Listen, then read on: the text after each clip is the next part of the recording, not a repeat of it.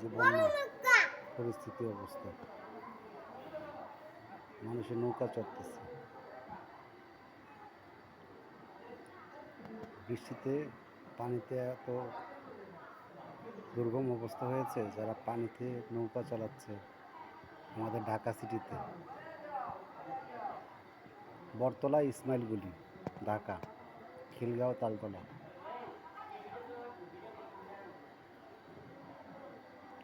কিছু লোক funny video করছে নৌকা দিয়ে ঘুরে ঘুরে।